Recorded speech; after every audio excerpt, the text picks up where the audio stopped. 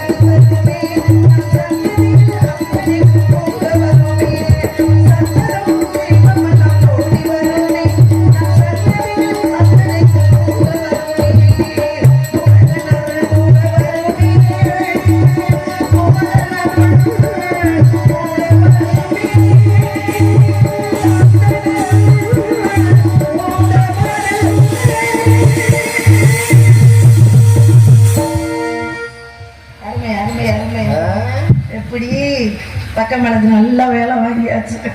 இப்படித்தாங்க என்னை திட்டினாலும் பரவாயில்லைன்னு வேலை வாங்கி போடணும். ஏன்னா காசு ஊரு கிராமத்து காசுன்னா சும்மா கிடையாது இல்லையா?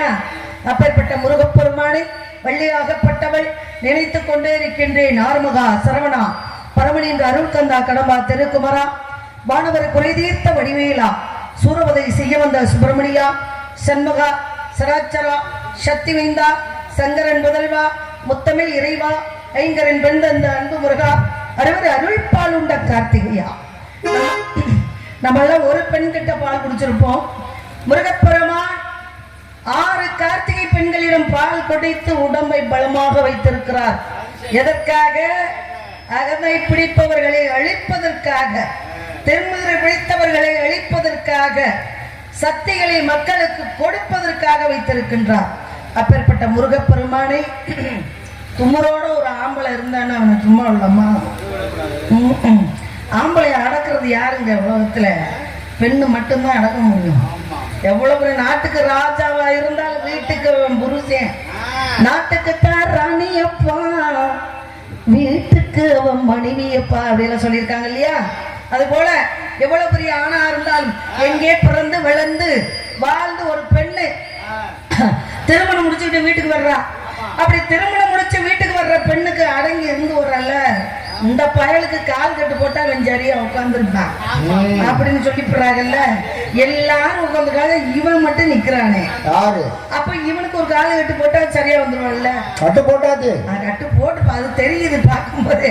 எதுக்கு சொல்றேன்னா ஒரு சொல்லுக்கு சொல்றேன். அது போல முருகப்பெருமான் வந்து இருக்கிறாரு அப்படின்னா அவர் பலம் கொண்ட ஆளை நான் சும்மா விடலாமா? அவருக்காக நான் காத்து கொண்டிருக்கின்றேன். எப்பொழுது வருவார், எப்பொழுது வருவார், எனக்கு மணமாலை தருவார் என்று காத்து கொண்டிருக்கின்றேன். ஐயா, மகனுக்குத்தான் ஏற்கனவே திருமணம் முடிஞ்சிருச்சு. யாருக்கு? நம் குலக்கடவுள் முருகப்பெருமானுக்கு தெய்வ யானை அழிக்க முடியாத சூரபதமனை அகங்காரத்தை ஆணவத்தை அழித்து மயிலாகவும் சேவலாகவும் வைத்துக் கொண்டு தன்கையிலேயே அமர்ந்து கொண்டிருக்கின்றார். கோபத்தோடு ஒரு ஆம்பளை இருந்தா, நீ கோபத்துல இருக்கியா, போய என்ன பெரிய ஆளு அப்படின்னு விட்டா நல்லா இருக்குமா? பாவம் தானே. என்னதான் இந்த ஆண் பிள்ளையா இருந்தாலும் ஜான் பிள்ளை அப்படின்னாங்க. அப்படி கோபத்துல கணவன்மார்கள் இருந்தா ஏங்குறேன் ஏங்குறேன் யார இல்லங்க என்னங்கிறேன். உங்களுக்கு நான் என்னங்க குறை வச்சேன், நான் எதுலங்க குறை வச்சேன் அப்படின்னு மனைவிமார்கள்லாம் 2 படி கீழே இறங்கி புருஷன் போய் அன்பா பண்பா பாசமா ஆசுவாசப்படுத்தி அப்படி வழிக்கு கொண்டு விடு வரணும் இல்லையா? அப்பேற்பட்ட முருகப்பெருமான் கோபத்தோடு இருக்கிறா. யார அழிச்சாரு? யாருடைய ஆணவத்தை அழித்தாரு? சூரபதமனுடைய அகங்காரத்தை ஆணவத்தை அழித்து யாருக்கும் தொந்தரவு கொடுக்காத தனிமையில நல்லா வாழு அப்படின்னு சொன்னாரு. அவன் கேட்கல, துமர் விடுச்சு அலைஞ்சான். உடனே என்ன பண்ணாரு? தன் தாய் கொடுத்த வேலாயுதத்தை கொண்டு இருக்கூறாக பிளந்து மயிலாகவும் சேவலாகவும் அவனை காலு கீழே வச்சிருக்கிறாரு. சரி, நம்ம என்ன சொன்னாலும் இந்த பையன் சுட்டி பையன் கேட்க மாட்டான். எங்க அண்ணன் இல்லையா இந்த பையன், சுட்டி பையன் கேட்க மாட்டான் அப்படின்னு சொல்லி என்ன ஆகிறது? அவருக்கு மனசு ரொம்ப வேதனை. இவனை போய் நம்ம சேவலா மயிலா ஆக்கிட்டோமே, இவன் சொல்றதை கேட்டுக்கிட்டு இருந்தா நல்லா இருந்திருப்பான்ல அப்படின்றதுக்காக தனிகையில உட்கார்ந்துருக்காரு. அப்படி தனிகையிலே உட்கார்ந்து இருக்கின்ற முருகப்பெருமானை நம்ம சும்மா விடலாமா? விடப்படாது இல்லையா? ஏன்னா முருகப்பெருமானுக்கு திருமணம் ஆகிவிட்டது. ஆனா முருகப்பெருமானுடைய தாய் இருக்கா பாருங்க, மீனாட்சி அம்மா, அன்னை மீனாட்சி தாய், அவளுக்கு வருஷந்தோறும் திருமணம் நடந்துகிட்டே இருக்குங்க. அவ மட்டுமா திருமணம் பண்ணிக்கிட்டு இருக்கிறா? இருக்கிற அக்கம் பக்கத்து பெண்கள், உலக மக்கள் அனைவருக்கும் திருமணம் பண்ணிக்கிட்டு இருக்கிறா இல்லையா? அப்பேற்பட்ட மீனாட்சியை நம் வணங்குவோம். அலைமகள் கலைமகள் மலைமகள் என்று சொல்லக்கூடிய ஆத்தாளி அண்டமல்லா பூத்தாளி ஆதி பராசக்தியை வணங்க வேண்டும். அவளை எப்படி வணங்க வேண்டும்?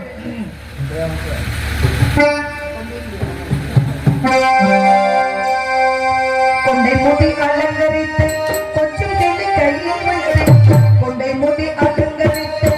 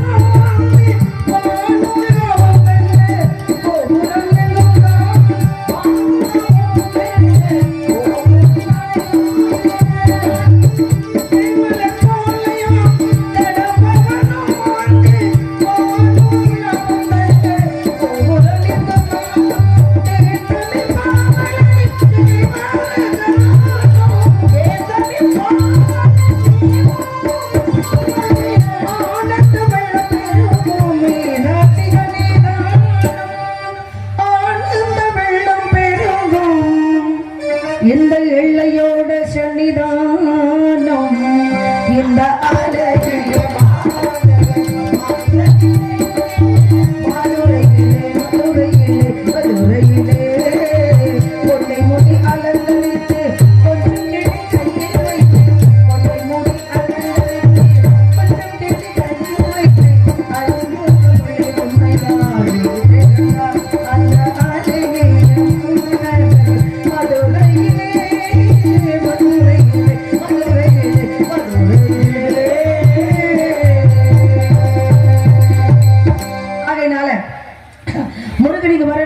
எனக்கு மனமாலை தருவார் என்று வழி மீது விழிவைத்து காத்து கொண்டிருக்கின்றேன்.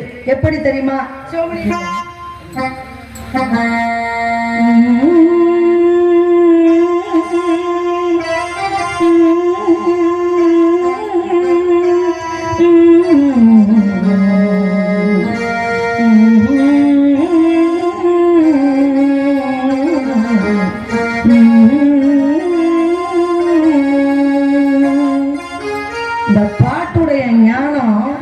மைக்செட்டுக்காரன் எனக்கு தெரியுது.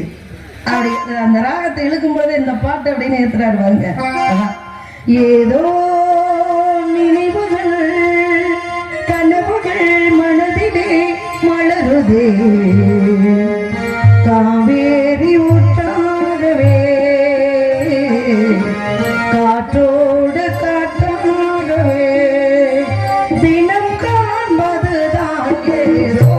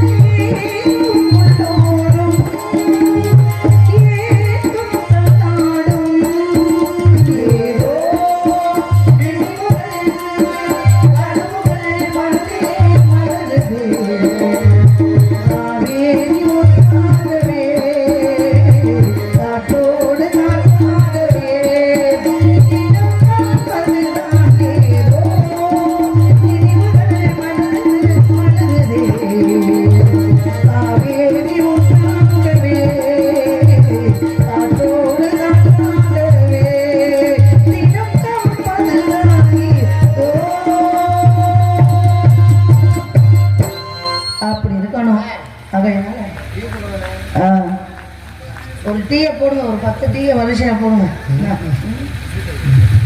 அவையினால குறிஞ்சி முல்லை மருதம் நெய்தல் பாலை என்று 5 நிலங்களிலே குறிஞ்சி நிலமான இந்த நிலத்துக்கு சொந்தக்காரர் யார் தெரியுங்களா? மனுஷன் எனக்கு அங்க அம்புட்டு இருக்கு. 200 ஏக்கர் நிலம் இருக்கு. எங்க? 300 ஏக்கர் நிலம் கடல்ல, நடுக்கடல்லங்க. நடுக்கடல்ல தென்னந்தோப்பு இருக்குது. 10 ஏக்கர் இருக்கு. எந்த வீரோ பட்டா போட்டு கொடுத்தாங்க அந்த ஆளை புடிங்க பேசிக்கிறோம் தானே. ஆமா, இப்படி எல்லாம் நம்ம சொல்லிக்கிட்டு இருக்கோம். அப்பதான் மண்ணு சொல்லிச்சான் எனக்கு அங்க இருக்கு எனக்கு இங்க இருக்குன்னு சொல்லிட்டு தர்ற. உனக்கு உன் பாட்டனுக்கு உன் பரம்பரைக்கு இங்க இருக்குதுடா 10 அடி நிலம், அதுதான்டா உனக்கு நிலம் அப்படின்னு சொல்லிச்சான். இதுதானே உண்மை. மனுஷன் வந்து அந்த காலத்துல 6 அடி மனிதர்கள் இருந்தாங்க. 6 அடி அங்குலம் படைத்த ஆண்கள் எப்படி இருக்காங்க அப்படின்னா அப்படி வாட்டா சாட்டா 5 அடி 6 அடி இருந்தாங்க. அப்படி இருக்கும் பொழுது என்ன ஆச்சு அப்படின்னா அதுதான் சொன்னாங்க, சாந்தப்பட்டு தளதளக்க சந்தனப்பட்டு மினுமினுக்க மார்பின் அகலம் தெரியுதடி அப்படின்னு சொன்னாங்க. ஒரு மன்னருக்கு மார்பின் அகலம் தெரியுதடி அப்படின்னு சொன்னாங்க. அப்பேற்பட்ட இளைஞர்கள்லாம் எப்படி இருக்கணும் அப்படின்னா நல்லா சாப்பிடணும், 3 வேளை சாப்பிடணும், நேரத்துக்கு சாப்பிடணும், டயத்துக்கு சாப்பிடணும். நேரம் என்பது தமிழ் வார்த்தை, டயம் என்பது ஆங்கில வார்த்தை. இதெல்லாம் ஒரு ஃப்ளோவில் வந்தால் கண்டுக்கப்படாது. ஆமா, அதனால டயத்துக்கு சாப்பிடுங்கன்னா வைத்தியர்கிட்ட போனால் என்ன சொல்லுவாங்க, ஐயா 3 வேளை சரியான நேரத்துக்கு சாப்பிடுங்கம்பாங்க. எந்த வைத்தியராவது சாப்பாட்டை பத்தி பேசாம இருக்க மாட்டாங்க. டயத்துக்கு முதல் சாப்பிடுறீங்களா அப்படிம்பாங்க. இந்த டயம் என்பது என்ன, அதிகபட்சம் 9:30-10 மணிக்குள்ள சாப்பிடணும். அதிகபட்சம் சொல்றேன் 9 மணிக்குள்ள காலை சாப்பாடு சாப்பிடணும். மதியான சாப்பாடு அதிகபட்சம் 1:30 மணிக்குள்ள சாப்பிடணும். இரவு சாப்பாடு 7 மணிக்கு மேல 9 மணிக்குள்ள சாப்பிடணும். அதிகபட்சமா 7 மணிக்கு மேல 9 மணிக்குள்ள. இதுக்கு இடையில எந்த இது ஒரு டீ குடிக்கலாம், ஒரு காப்பி குடிக்கலாம், இந்த மாதிரி குடிக்கலாம். அதிக நொறுக்கு தீனி இருக்கு பார்த்தீங்களா, இந்த நொறுக்கு தீனியை வந்து இந்த மிஷின் என்பது என்ன தெரியுங்களா, இது ஒரு மிஷினு தாங்க. உடல்ல இருக்கக்கூடியது. இறைவன் இல்லை இல்லைன்னு எல்லாம் மக்கள் ஒரு சில பேர் இறை வழிபாடு செய்கிறதும் இல்லை, இறைவன்லாம் கிடையாது கடவுள் இல்லை அப்படின்றாங்க. இந்த வயிற்றுக்குள்ள மிஷினை நம்ம சாப்பிட்டா அது செமிக்கும். புரியுதுங்க இல்லையா? கண்ணு இருக்கு, காது இருக்கு, மூக்கு இருக்கு, நாக்கு இருக்கு, பல்லு இருக்கு, எல்லாமே இருக்கு. ஆனா ஒருத்தருக்கு மாதிரி ஒருத்தருக்கு இருக்கா? அப்ப அப்ப படைச்சவன் எவ்வளவு பெரிய அறிவாளி. இந்த உள்ளுக்குள்ளே கையெல்லாம் உள்ள வைத்து கடல் போல் ஆசை வைத்து விளையாட சொன்னான் அடி, அவனே விளையாடி விட்டான் அடி அப்படின்னாங்க. இந்த கையில மனசுக்குள்ள, இந்த கையில வயிற்றுக்குள்ள எவ்வளவு மிஷின் இருக்கு. மிஷின் அப்படின்னா இயந்திரம் என்று சொல்லக்கூடியது. அது நம்ம சாப்பிடுற சாப்பாட்டை செரிமானம் செய்யும். எதுக்கு மேல 10 மணில இருந்து 12 மணிக்குள்ள செரிமான நேரம். அந்த செரிமான நேரம் சாப்பிட்டியப்பா, நான் அப்படியெல்லாம் தந்த எல்லாம் வல்லு அதுக்குன்னு சாப்பிட்றாங்கல்ல, 9-10 மணிக்குள்ள எல்லாம் போட்டுக்கிட்டு அறிக்கிறாங்க 10 இட்லிய. அந்த மாதிரிலாம் நான் சாப்பிட மாட்டேன். நான் சாப்பிட 11 மணி ஆகும் அப்படின்னு நம்ம ஆத்தாலும் சொல்லுவாங்க பொறுமையா. ஆனா அப்படியெல்லாம் சொல்லக்கூடாதுதா. எந்த வேலை எப்படி கலந்தாலும் சரி, புருஷன் சாப்பிட்டாலும் சரி, புள்ள சாப்பிட்டாலும் சரி, வீட்டில் இருக்கிறவங்க நேரத்துக்கு இங்கிட்டு கொட்டிக்குங்க வயிற்றுல. இதுக்கு இடையில நீங்க சாப்பிடணும்னு நினைச்சா கூட இந்த 12 மணி வரைக்கும் பசிக்காது. அதுக்கு மேல நீங்க சாப்பிடக்கூடாதுன்னு நினைச்சாலும் அது பசிச்சிடும். இதுதானே உண்மை. 3 மணி நேரம் அந்த செரிமானம் ஆகிறதுக்கு. அதை விட்டுட்டு இந்த 3 வேளை சாப்பாடு இன்னும் கொஞ்சம் சாப்பிடலாம், இன்னும் கொஞ்சம் குறை இருக்கு இந்த வயிற்றுல, இன்னும் கொஞ்சம் சாப்பிடலாம் நினைக்கும் போது எந்திரிச்சிருங்க. இன்னும் கொஞ்சம் சாப்பிடலாம் அப்படிங்கும் போது எந்திரிச்சிட்டா மனிதனுக்கு எந்த விதமான நோய் நொடியும் வராதுங்க. இந்த 3 வேளை சாப்பாட்டுக்கு அப்புறம் கனமானதை உள்ள போடும் பொழுது அதுவே மிஷினு வேலை செஞ்சுக்கிட்டே பொழுதுனைக்கு அதுக்கு ஓய்வு கொடுக்கலன்னா பழுதாயிரும். சாப்பிட்ற சாப்பாடு செரிக்கல மனுஷனுக்கு அதுதான் நோய். குழந்தை, கை குழந்தை எடுத்துக்கங்க. இந்த கை குழந்தை வந்து அந்த பால் கக்கும், பிள்ளைங்கெல்லாம் பால் கக்கும். அப்ப பெரிய ஆத்தாலாம் சொல்லுவாங்க, என்ன சொல்லுவாங்க, பெரிய அம்மா எல்லாம் சொல்லுவாங்க, என்ன சொல்லுவாங்க, அடியே பிள்ளைக்கு செமிக்க விட்டு பாலை கூடுறி, உன் பிள்ளைதான் நீ எப்போ வேணாலும் கொடுக்கலான்றதுக்கா தூக்கி கொடுத்து அந்த பிள்ளைக்கு செரிமானம் இல்லாமல் போயிரும்படி அப்படின்னு சொல்லுவாங்க. அப்ப வயிறு என்பது தோல், சாதாரண ஒரு கறி தான், நம்ம உடம்பே கறி தான். அப்படி இருக்கும்போது கனமானதை அடிக்கடி கொட்டிக்கிட்டே இருக்கக்கூடாது. இன்னொரு விஷயம், அதிகமாக நான் சொல்றேன், என் மேல என்ன சண்டைக்கு வந்தாலும் சரி, நான்வெஜ் என்று சொல்லக்கூடிய கறிகளில் நிறைய சாப்பிடாதீங்க. எவ்வளவுக்கு எவ்வளவு நீங்க வந்து இயற்கையான உரம் போட்ட ஒரு உணவுகளை சாப்பிட்றீங்களோ, காய்கறிகளை சாப்பிட்றீங்களோ அந்த அளவுக்கு உடல் ஆரோக்கியமாக இருக்கும். பால் சாப்பிடுங்க, தயிர் சாப்பிடுங்க, மோர் சாப்பிடுங்க, இதெல்லாம் சாப்பிடலாம். கீரை வகைகள் சாப்பிடுங்க. அதே சமயத்தில் பருப்பு வகை இதெல்லாம் சாப்பிடுங்க. ஐயரெல்லாம் நான் கேட்குறேன், பச்சையாகவே பேசுகிறேன்.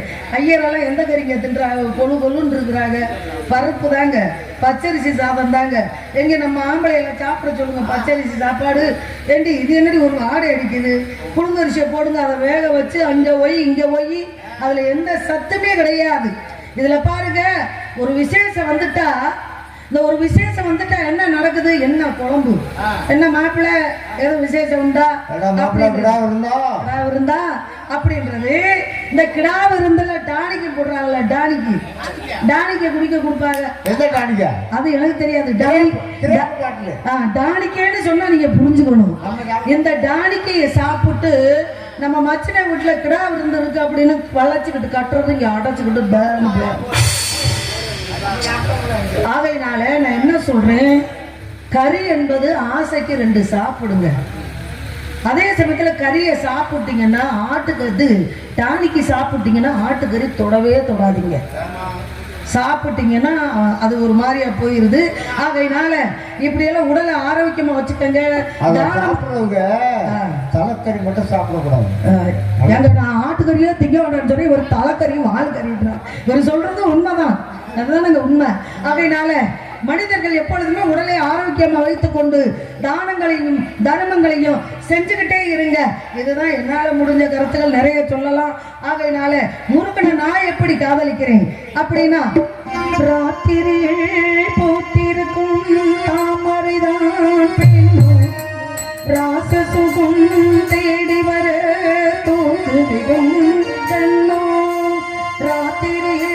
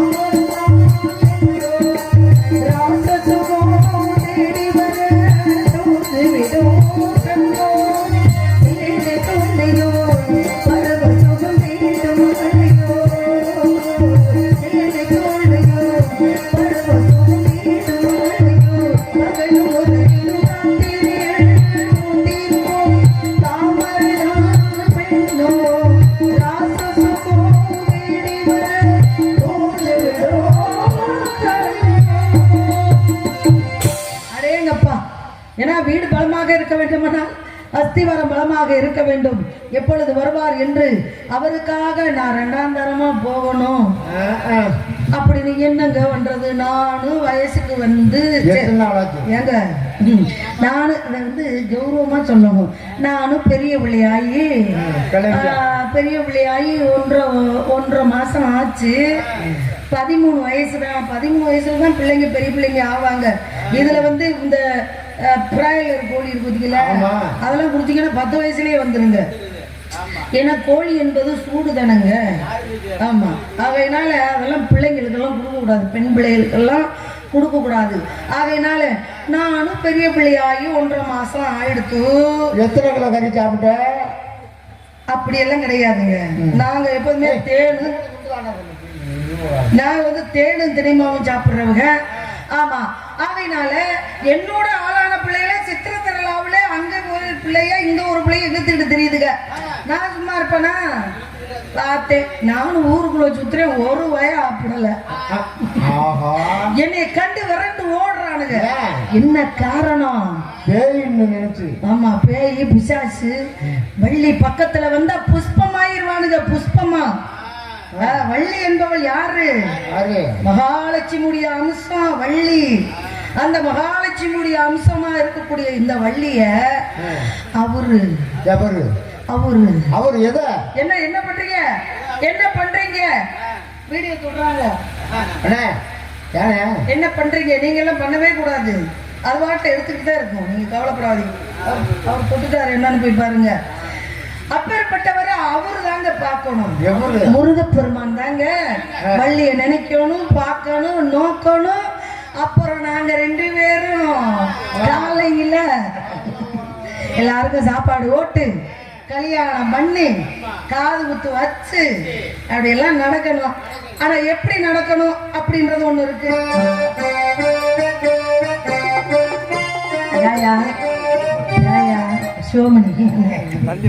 அதனால எப்பேற்பட்ட காதல் தெரியுமா? எப்படி? பட்டத்தராணி பார்க்கும் பார்வை வெட்டிக்கு தான் என்னவே.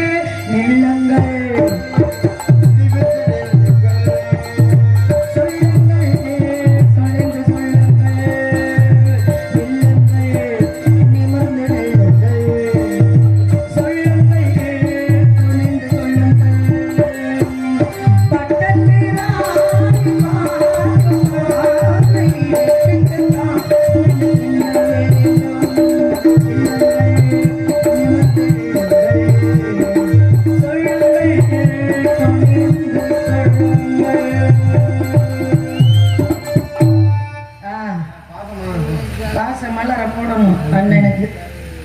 பாசமலர் பெட்டிக்கார விருப்பத்திற்காக ஆமா என்னோட நிகராக போட்டி பாடல் பாடணும் அப்படின்னா அது வந்து சிவமணி அண்ணன் தான். அப்பேற்பட்ட அண்ணனை இன்னைக்கு நான் சோதனை பண்ணணும். எப்படி மணந்து மலராத பாதி மனசு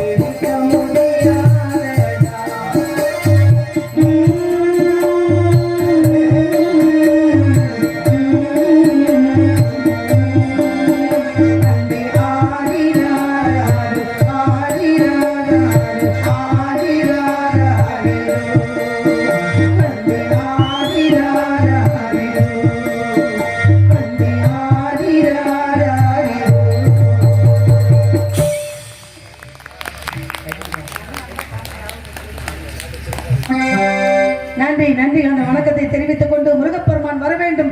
நான் சொல்லிக் கொண்டே வந்துடுறாரு அங்க பாருங்க வர்றாரு